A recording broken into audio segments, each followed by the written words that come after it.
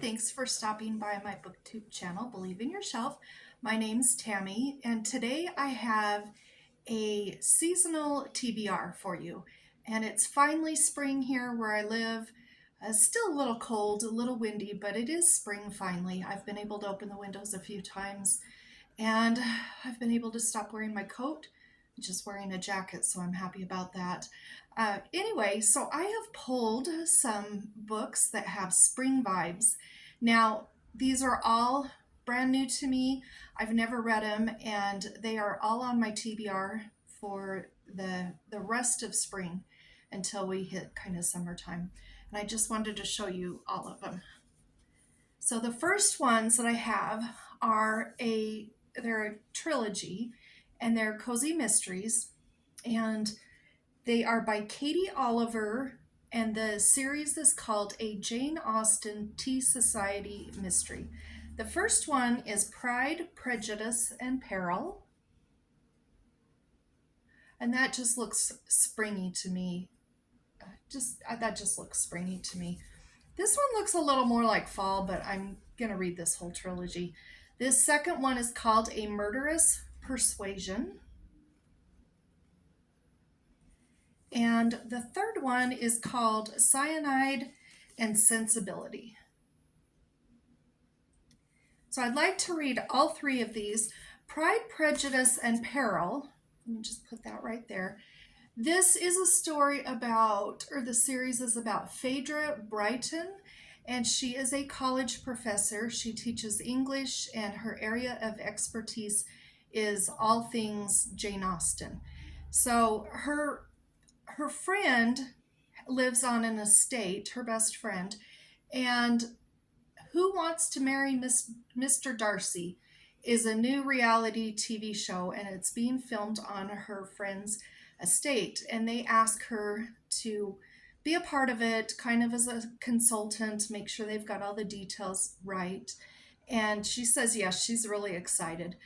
And well, she's really excited until her best friend's husband turns up dead. And her best friend is accused of murdering him, and so she is going to solve the mystery. And that's the first book. I don't know anything about these other two because I don't want to spoil myself on anything of what might be happening with her in these books, but it's got a really cute cat on all the covers, and I'm looking forward to reading these. Another book that I have is called Old Herbaceous, a Novel of the Garden by Reginald Arkell. Now, Reginald Arkell, let me look at the back. Well, let me show you the picture first. He lived from 1872 to 1959. So this book is quite old. I'm not sure when it was originally published, but this follows he's an orphan. He's an orphan as a child, and as he grows up, he's into lots of trouble and kind of dodging the angry farmers. I'm not sure what he's doing to get the farmers angry at him, but one sentence on here, it says,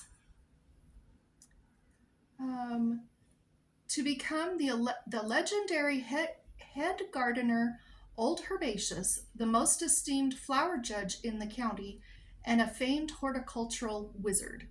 And it's a novel, and from what I understand, he's a little bit cantankerous. I like stories with an older guy that's a little bit cantankerous, and this just looks like a lot of fun. You know, the vegetables are all grown, so I guess this could be more of a fall book. But when I think of spring, I think of planting a garden and getting into the dirt and getting into the garden. So this feels very springy to me, and I would like to read it soon. Another book I have is called Spring Magic by D.E. Stevenson.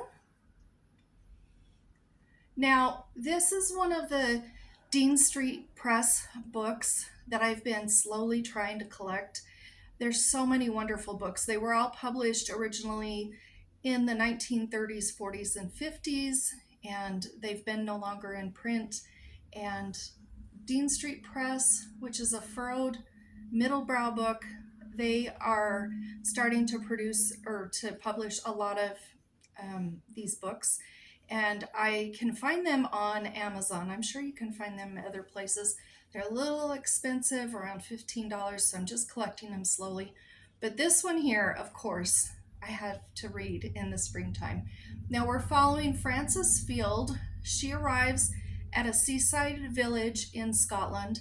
She's been living with her aunt, and she's basically just been treated like a servant or a slave. And somehow she's left and she's gone to Scotland, to this little seaside village. And she meets three friends, three army wives, Elise, Tommy, and Tilly. She meets them and they become fast friends. Also, this says, I got to read this one paragraph to you. It says, this tale, one of D.E. Stevenson's most cheerful and satisfying, is complicated by a local laird with a shady reputation, a colonel's daughter who's a bit too cozy with Guy, a spring reputed to guarantee marriage to those who drink from it, and a series of misunderstandings only resolved in the novel's harrowing climax. So I think this looks like a lot of fun. This is a little bit thicker than most of the Dean Street Press books. It comes in between 250 and 300 pages. And I think it looks fun. And of course, it's got a very springy cover. I have 3 more books here I want to show you. I cannot wait for this book. I don't know how I found this, but I was on Amazon for some reason or another, and this came up. It's book 1 in the Hapgoods of Bramley series, and I think there's 6 books, and it's called The Naturalist by Christina Dudley. And look at that cover. Doesn't that look like spring? This is a Regency romance, and it looks funny. There's only 1 paragraph on the back, and I've got to read this to you. It sounds so funny. Joseph Tierney, a naturalist commissioned by the Royal Society, stumbles upon the perfect assistant, an eager lad who knows the lay of the landscape and his flora from his fauna. But Joseph finds their fruitful partnership compromised when the so-called Arthur Badley turns out to be one Miss Alice Hapgood, daughter of the neighboring squire. So I think that's funny. She's posing as a boy so she can go work with this gardener, and I cannot wait to find out what happens in this book. I will let you know, because this is going to be read soon. I also have Elizabeth and Her German Garden by Elizabeth von Arnim, and look at that cover. Doesn't that look springy? So this follows Elizabeth. This is her gardening memoir that she wrote, and she's married to a stern German aristocrat and a mother of young children in this memoir. And this is just kind of her story of beginning to garden and the enjoyment she finds in gardening. And it's very short. It's under 100 pages. And the last book that I have for my spring vibes TBR is called Spring House by Mary Ellen Taylor. That looks so pretty to me. And I would like to read the back of this because I wouldn't do near as good of a job telling you about what it's about. It says, pregnant and still grieving the death of her fiancé, historian Megan Buchanan is forging ahead on a dream project to restore to its original glory the landmark hunting lodge her own great-great-grandfather built on Virginia's eastern shore. With the help of her fiancé's caring best friend, it's sure to draw much needed tourist revenue to Cape Hudson, a town rich in Southern history. However, it's Spring House, the caretaker's cottage on the grounds, that holds the most intriguing history for Megan. In a cache of old letters, she's drawn into the captivating life of a young woman who embarked on her own dream adventure a century ago. With each one, Megan is swept away into her enthralling world and all its secrets, but Megan has secrets too.